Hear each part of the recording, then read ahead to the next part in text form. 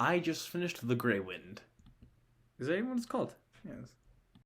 Having titles pop up to introduce things into the film I thought was fine, but it could have been dialogue, and as such could have been easily introduced into the film. It didn't need to be this glaring, unimmersive thing added.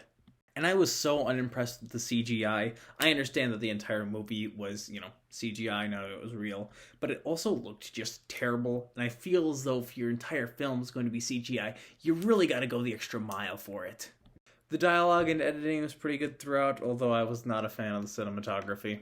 The audio from the radio operator was weirdly audio mixed into the scene where it didn't sound like you needed the operator, where everyone could just hear it, but I assume that's not true because otherwise why would they have the radio operator there to relay the messages?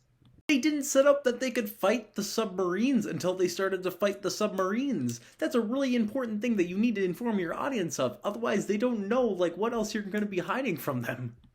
Seeing the submarines bleed oil, kind of like how a wounded animal bleeds blood, I thought was really neat.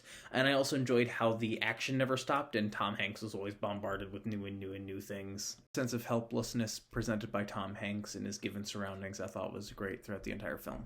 There were multiple instances of the submarines surfacing, and I don't know why they were. Wouldn't it be more pragmatic to stay below the water and keep launching torpedoes at your adversaries rather than go above ground and shoot them with your regular guns, which would keep you exposed?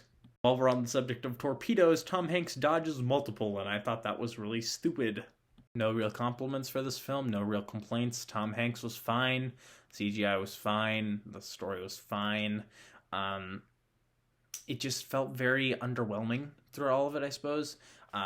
Especially because you don't know how many submarines Tom Hanks is fighting after he, kills one, kills two. Is that a lot? Is that all of them? I don't know. You don't know. Tom Hanks doesn't know. And sure, that makes it more foreboding. Ooh, how many are there? But at the same time, you can't really feel victorious when, you don't know if there's 8 more after you or if you've finished off the main guy. And yeah. Overall, give it a C. He was fine. He was there.